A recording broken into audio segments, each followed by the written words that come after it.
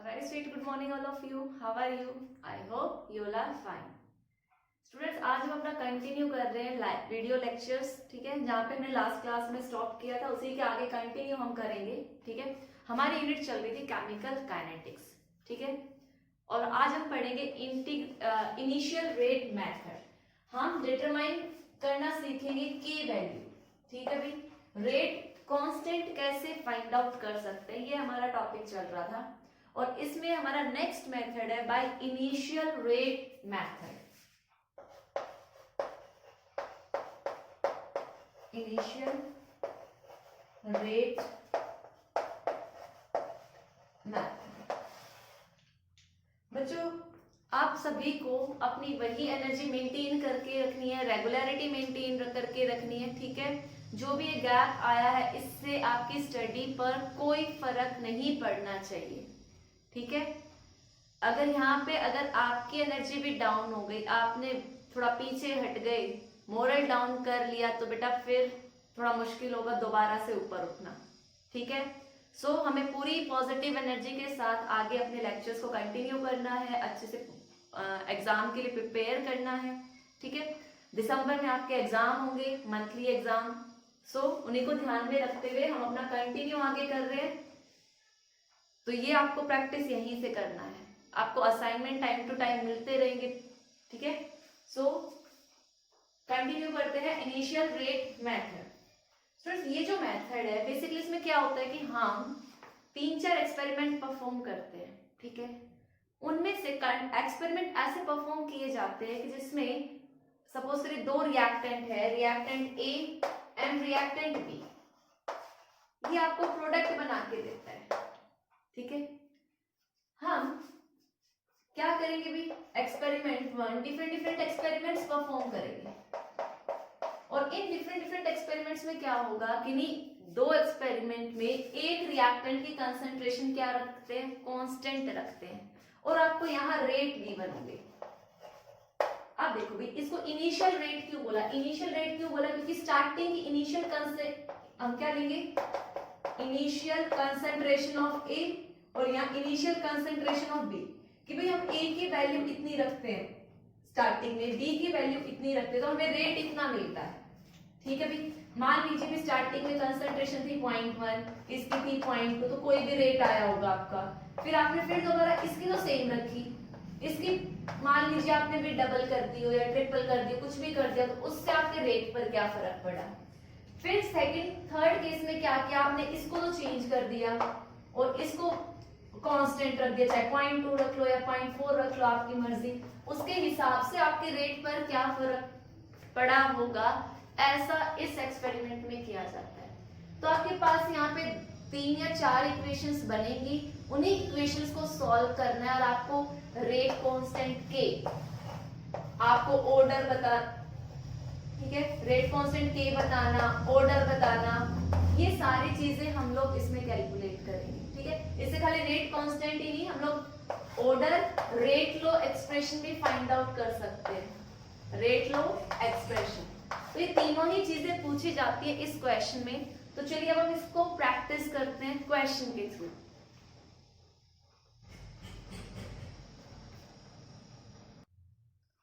बच्चे ये आपके क्वेश्चन है, ठीक है। क्वेश्चन में देखो, अगर आपको इक्वेशन ना दे, आपको नहीं पता कितने रिएक्टेंट, तो बेटा वो क्वेश्चन से आपको हिंट मिल जाएगा कि कितने रिएक्टेंट। देखो भाई कंसंट्रेशन कितने गिवन है, ए की और बी की। इट मींस आपको कोई इक्वेशन गिवन है a प्लस बी और ये आपको प्रोडक्ट बनाकर देता है। आपको इस इक्वेशन का rate constant, rate law expression और you can say that order भी फाइंड आउट करना है। आपको क्या क्या फाइंड आउट करना है, आपको के फाइंड आउट करना है, आपको ऑर्डर फाइंड आउट करना है और आपको rate law expression find out करना है, रेट लो एक्सप्रेशन, ठीक है भाई। अब देखो बेटा आपके पास 3 एक्सपेरिमेंट है, experiment number 1, experiment number 2 and experiment number 3। सो क्या करना है भाई, देखो सबसे पहले हमें रेट लो एक्सप्रेशन लिखना आना चाहिए।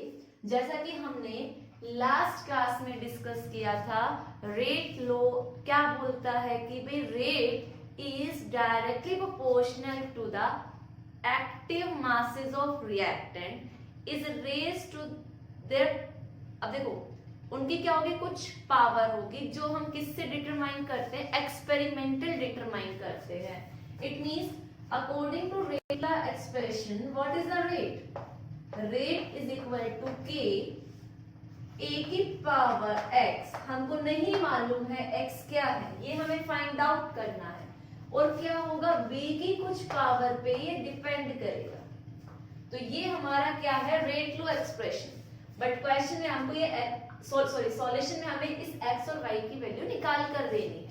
और इन्हीं x y का सम क्या होगा बेटा, ऑर्डर होगा.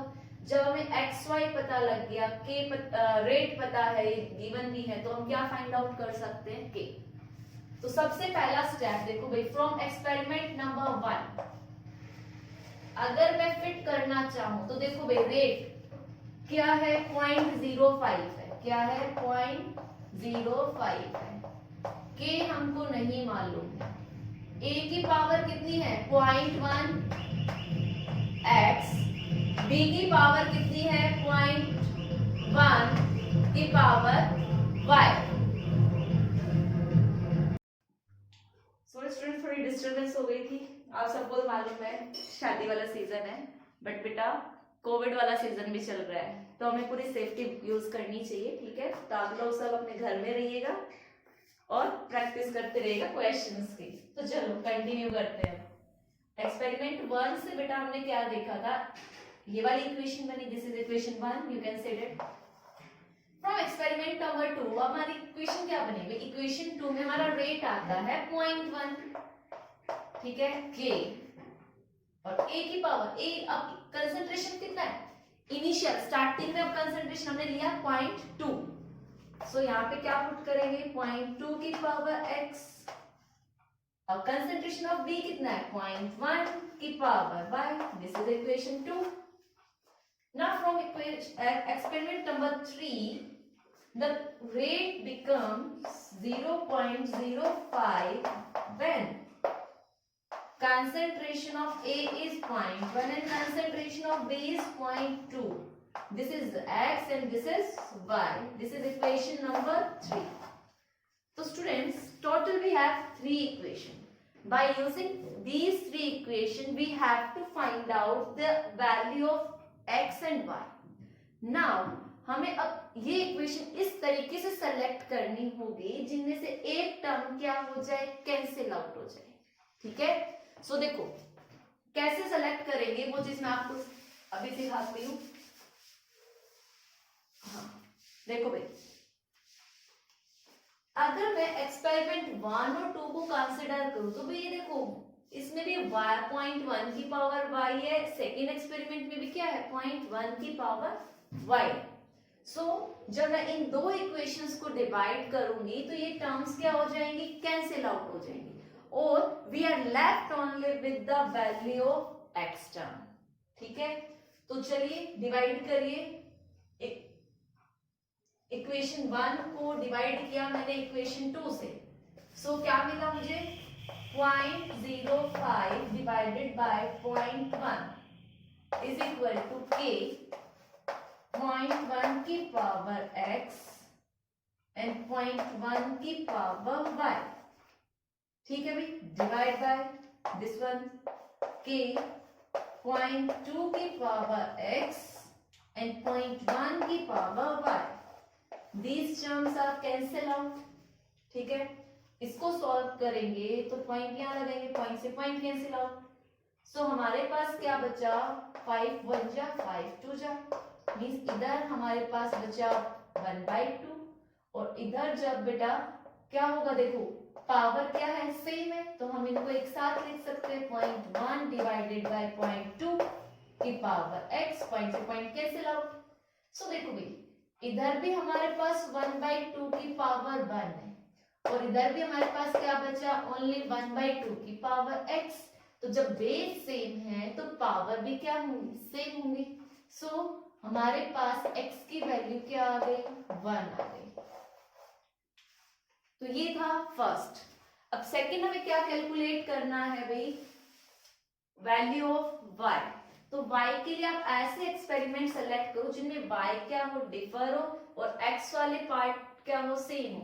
तो देखो भाई experiment number 1 and experiment number 3 से हमें क्या पता लगा कि x तो कांस्टेंट, x वाली टर्म जो x पावर में वो सेम सेम है। तो हम अब करेंगे इक्वेशन 1 डिवाइडेड बाय इक्वेशन 3। सो हमारे पास क्या होगा, 0.05 इज इक्वल टू k 0.1 की पावर x 0.1 की power y। Third experiment is 0.05 divide by k 0.1 की पावर x एंड 0.2 की power y। Cancel out, k भी कैंसिल आउट एंड x भी कैंसिल आउट। भाई हमारे पास इधर क्या बचा, 1 इज इक्वल टू पॉइंट से पॉइंट कैंसिल आउट, 1/2 की पावर 1। भाई अब क्या करें, सो देखो आपने पढ़ा होगा किसी की भी पावर 0 किसके बराबर होती है, 1 के बराबर होती है। हमारे पास यहाँ पे 1 आया है, सो क्या होगा, यहाँ पे हम क्या लिख सकते हैं, 1/2 की पावर 0। वैल्यू क्या है इसकी, 1 ही है। सो देखो बेस सेम है तो पावर्स क्या होगी, सेम होगी। सो y की वैल्यू क्या आ गई, सेम। सो हमने इक्वेशन 1 एंड 2 और इक्वेशन 1 एंड 3 को यूज करते हुए x की वैल्यू को फाइंड आउट किया है और y की वैल्यू को फाइंड आउट करा है। Now put this value in rate law expression. ठीक है, सो हमारा रेट लॉ एक्सप्रेशन क्या था भाई, ये था रेट इज इक्वल टू, तो यहाँ पे हम x की वैल्यू क्या पुट कर दें, 1 पुट कर दे, और y की वैल्यू क्या पुट कर दे, 0 पुट कर दे। तो ये हमारा एक पार्ट आ गया, what is the rate constant for this equation. So rate क्या होगा, is equal to k a की पावर 1 एंड b की पावर 0। कि हमारे इक्वेशन का रेट सिर्फ a की पावर 1 पे डिपेंड करता है, b की कंसंट्रेशन पे तो डिपेंड ही नहीं करता, आप कुछ भी ले। ठीक है, अब नेक्स्ट चीज हमें फाइंड आउट करनी थी बेटा ऑर्डर। ऑर्डर क्या होगा, ऑर्डर इज, जिसको आप m से रिप्रेजेंट करते हैं x plus Y.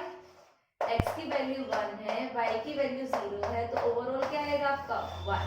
So order आपका क्या हो गया, 1 हो गया। अब थर्ड चीज हमें कैलकुलेट करनी है k। ठीक है, तो चलिए k को सॉल्व करते हैं।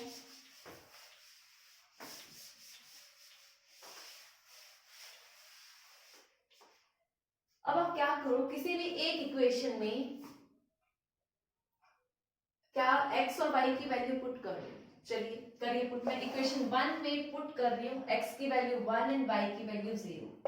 सो 0.5 इज इक्वल टू k हमको नहीं मालूम है, 0.2 की पावर 1 और 0.1 की पावर 0। और किसी की भी पावर 0 किसके बराबर होती है बेटा, 1 के बराबर होती है, तो ये एलिमिनेट हो गया। ठीक है, सो आपको क्या करना है, k क्या है आपका 0.05 डिवाइडेड बाय 0.2, कैंसिल आउट करो, 5 1 5 4 comes out to be 1/4। This is your rate constant.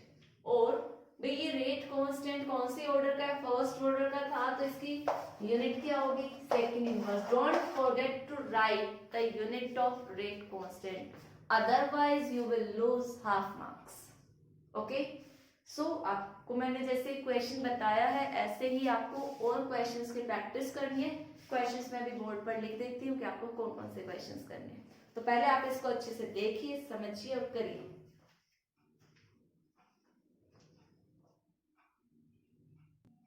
Students ये आपके लिए क्वेश्चन है।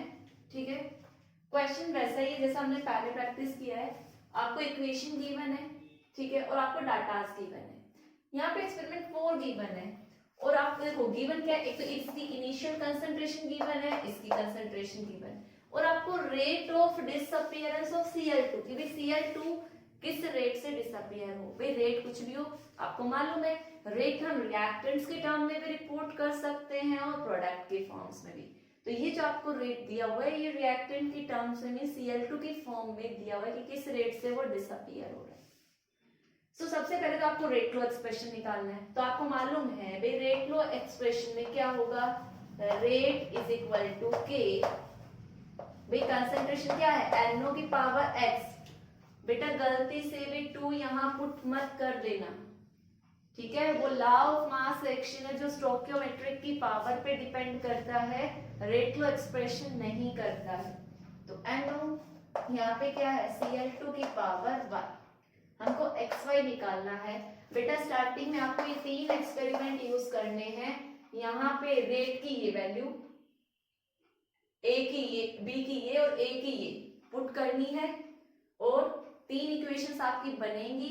आपको 2 इक्वेशन एज ए चूज करनी है। एक बार आप लेंगे इक्वेशन फर्स्ट एंड सेकंड, क्योंकि इसमें ये कांस्टेंट है तो आपकी y की वैल्यू आ जाएगी।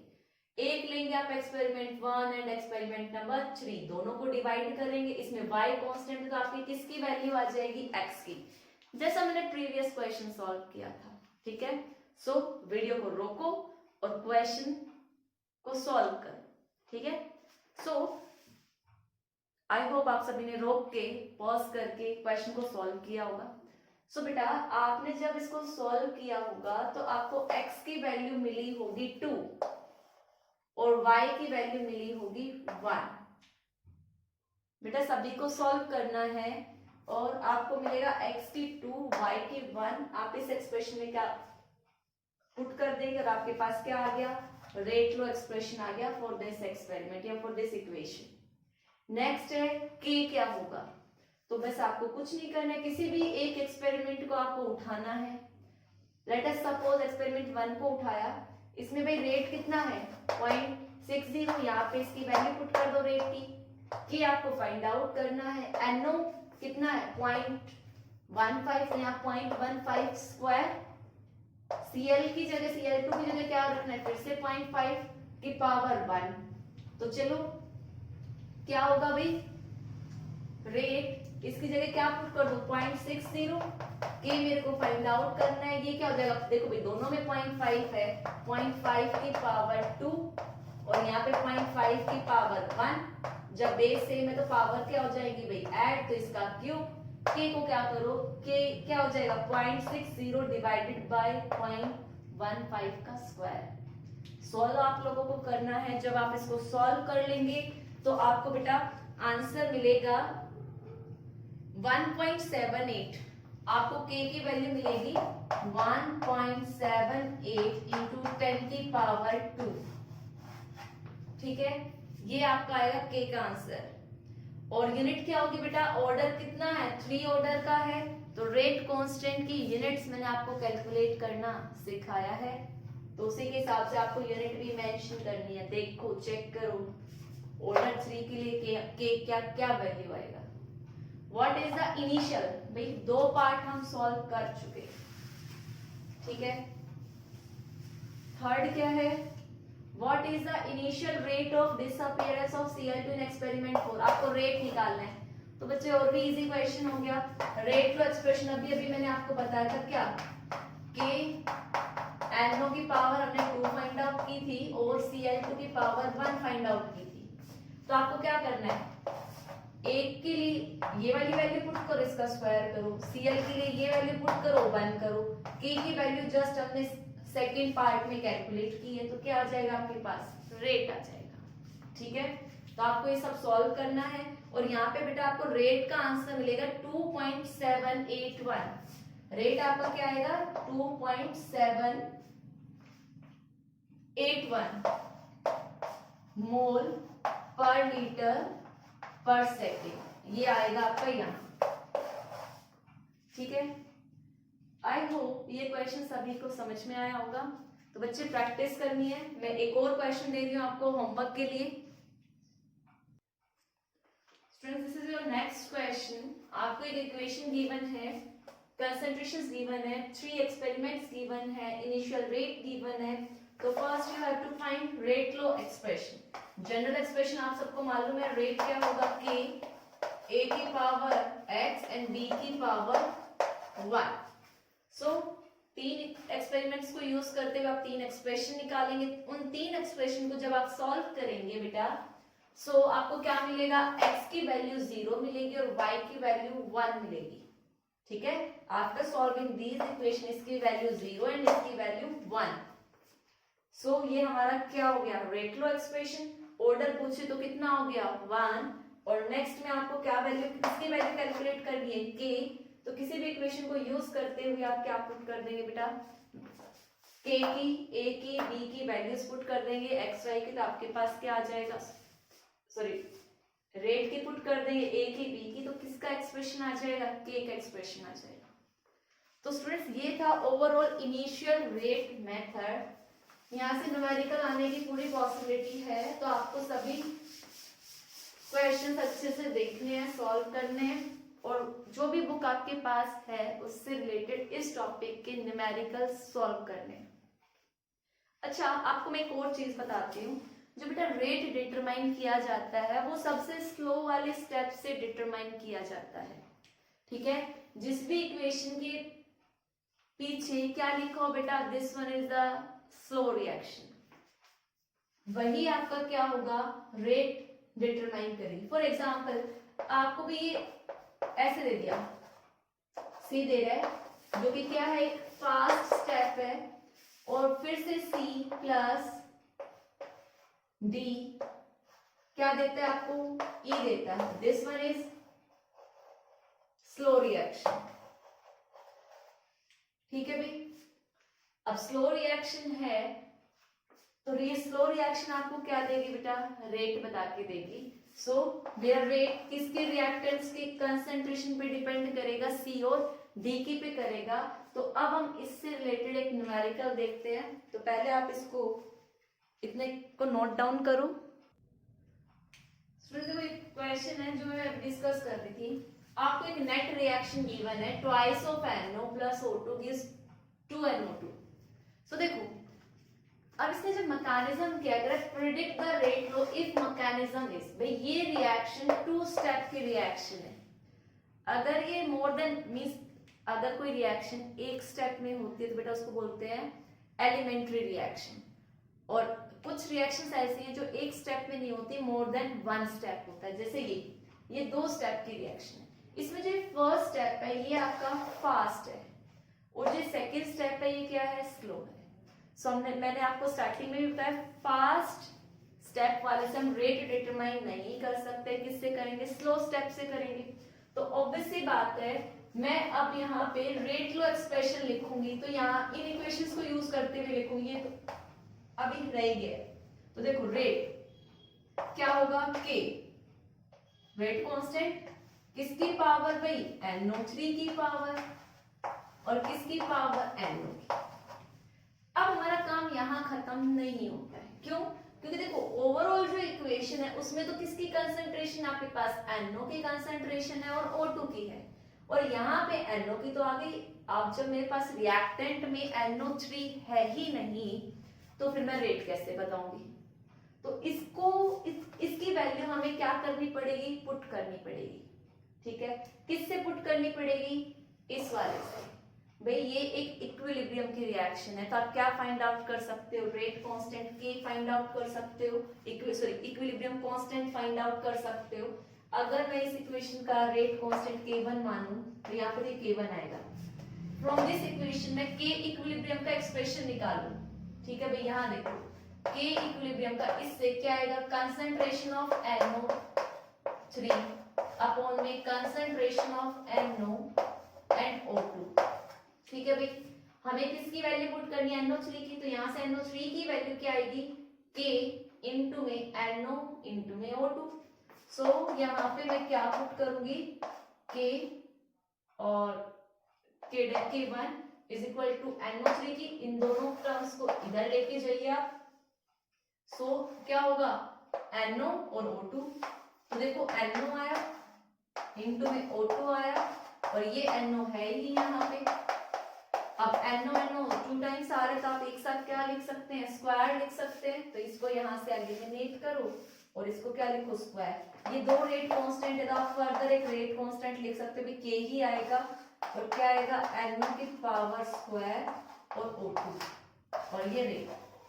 तो बेटा आपको एक चीज ध्यान रखनी है, रेट लो एक्सप्रेशन में होंगे तो सिर्फ रिएक्टेंट्स वाली टर्म, जो मेन रिएक्शन थी हमारी उसमें N और O2 एक्सप्रेशन में भी N और O2 आएगा, बट जो मोर देन वन स्टेप की रिएक्शन है स्लो, पहले हम स्लो स्टेप से रेट लिखेंगे, फिर हम फर्दर देखेंगे कि हम क्या वैल्यू पुट कर सकते हैं कि हमारे रिएक्टेंट्स की टर्म में आंसर आए रेट का। ठीक है, तो ऐसे क्वेश्चन भी 1 मार्क में 2 मार्क में एग्जामिनर पूछ लेता है, तो आप इसको कॉपी करिए।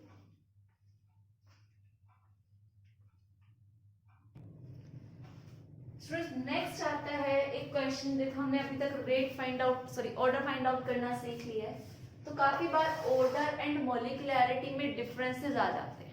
ठीक है, इस चैप्टर में 2 डिफरेंसेस बनते हैं। ठीक है, आपको कोई भी डिफरेंसेस छोड़ना नहीं है, क्योंकि दो डिफरेंसेस आएंगे, वो चाहे किसी भी चैप्टर से आए। जैसा कि हमने सॉलिड स्टेट में भी देखा था डिफरेंसेस थे, अमरफस और ये क्रिस्टलाइन, फ्रैंकल शॉर्टकी सब था। सॉल्यूशन चैप्टर में भी आइडियल नॉन आइडियल फर्दर। ठीक है, तो इस चैप्टर में 2 आते हैं। कौन से? एक तो आता है रेट कांस्टेंट और रेट में डिफरेंशिएट करना। तो रेट कांस्टेंट और रेट के बारे में पूरी इंफॉर्मेशन आपको दे चुकी हूँ, तो बस उन्हीं के पॉइंट्स बना के आपको लिखने हैं। ऑर्डर और मॉलिक्यूलैरिटी, ऑर्डर भी आप अच्छे से जान चुके हो, मॉलिक्यूलैरिटी को मैं यहाँ डिस्कस कर देती हूँ। डिफरेंसेस ऑलरेडी आपने लिखे हुए हैं। ठीक है, सो अभी हम यहाँ पे ओनली समझेंगे। भाई ऑर्डर में मैंने क्या बताया, सबसे पहले तो ये एक्सपेरिमेंटल क्वांटिटी है, एक्सपेरिमेंटली डिटरमाइन किया जाता है, और जबकि मॉलिक्यूलैरिटी क्या है, एक थियोरेटिकल कंसेप्ट है। It is an experimental concept, it is an theoretical concept. Order of A reaction बेटा क्या होता है, कहते हैं ये सम होता है पावर ऑफ, भाई सम होगा किसका, जो रिएक्टेंट्स की जो पावर है, जिनको हम जैसे x और y मान रहे थे, उन पावर्स के, भाई जो भी रेट लो एक्सप्रेशन में, रेट का एक्सप्रेशन यही होगा, और रिएक्टेंट्स की कंसंट्रेशन होगी, उनकी जो पावर होगी, उनका जो सम होगा वो किसका क्या होगा, ऑर्डर होगा। ठीक है, और ये पावर हम सिर्फ एक्सपेरिमेंटल डाटा से कैलकुलेट कर सकते हैं। और मॉलिक्यूलैरिटी क्या है, molecularity is कि how many reactants are come and collide with each other to give product, कि भाई कितने मॉलिक्यूल्स मेरे आ रहे हैं, वो कोलिजन में जा रहे हैं, क्या दे रहे हैं आपको, प्रोडक्ट दे रहे हैं। ठीक है, अब भाई एक मॉलिक्यूल आप अगर यहाँ देखो, चलो यही देखो कितने रिएक्टेंट आ रहे हैं। अच्छा एक चीज और, यहाँ पे मॉलिक्यूलैरिटी 3 से ज्यादा नहीं हो सकती। भाई देखो मान लीजिए A प्लस बी आया, 2 मॉलिक्यूल आए, दोनों ने कोलाइड करके कुछ प्रोडक्ट बनाया, तो यहाँ पे मेरी मॉलिक्यूलैरिटी क्या हो गई, 2 हो गई। 3 मॉलिक्यूल आ गए A B C, या 2A प्लस बी आ गए, तो टोटल 2 A है और 1 B है, टोटल 3 हो गए। तो यहाँ पे मॉलिक्यूलैरिटी क्या हो गई, 3 हो गई। अब मैंने आप लोगों को कहा कि मॉलिक्यूलैरिटी 3 से ज्यादा नहीं हो सकती। इट मींस आप बोलो भाई 2A plus 3B gives plus C gives product, तो यहाँ पे तो 2 3 और ये कितना हो गया भाई 5 और 1 6 आ गई। इट मींस यहाँ से हम क्या आइडिया लगाएंगे, अगर मॉलिक्यूलैरिटी 3 से ज्यादा है, इट मींस वो रिएक्शन सिंगल स्टेप में नहीं हो रही है। उस रिएक्शन को होने के लिए एक से ज्यादा स्टेप्स चाहिए, तो मोर देन 1 स्टेप की वो रिएक्शन कहलाएगी। इतनी बात समझ में आ गई। अगर मॉलिक्यूलैरिटी रिएक्शन को देखकर आपकी 3 से ज्यादा आती है, तो इट मींस वो मोर देन 1 स्टेप की रिएक्शन है। अब क्वेश्चन आता है मोर देन 3 क्यों नहीं हो सकते, क्यों, क्योंकि बेटा जब 3 मॉलिक्यूल्स आएंगे, 3 से ज्यादा हो गए, तो इफेक्टिवली कोलाइड नहीं कर सकते, और ये कोलिजन थ्योरी का पार्ट है कि कोलिजन हमारा क्या होना चाहिए, इफेक्टिव होना चाहिए। इफेक्टिव कोलिजन कब हो सकता है, जब मॉलिक्यूल्स क्या हो, 3 या 3 से कम हो। 3 से ज्यादा हुए, इट मींस वो मोर देन 1 स्टेप की रिएक्शन है, ये सिंगल स्टेप की रिएक्शन नहीं है। कि भी हो सकता है, मान लीजिए 2A था, स्टार्टिंग में 2A प्लस बी आया, उन्होंने कुछ प्रोडक्ट बनाया, फिर एक B प्लस C आया, फिर उन्होंने कुछ प्रोडक्ट D बनाया, तो देखो ओवरऑल फिर एक B आया, मान लीजिए नेक्स्ट स्टेप में 2B प्लस C आया, प्रोडक्ट बनाया, तो देखो ओवरऑल जब आप ऐड करें तो आपको 2A plus 2B plus C ही मिलेगा, फाइनल प्रोडक्ट B मिलेगा।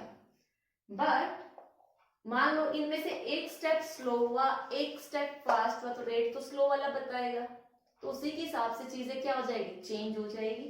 सो इसी कंसेप्ट को आपको याद रखना है बेटा। ये जो ऑर्डर है ये क्या हो सकता है, ये पॉजिटिव भी हो सकता है, ये नेगेटिव भी हो सकता है, और ये फ्रैक्शन में भी हो सकता है। It may be positive, negative और फ्रैक्शन।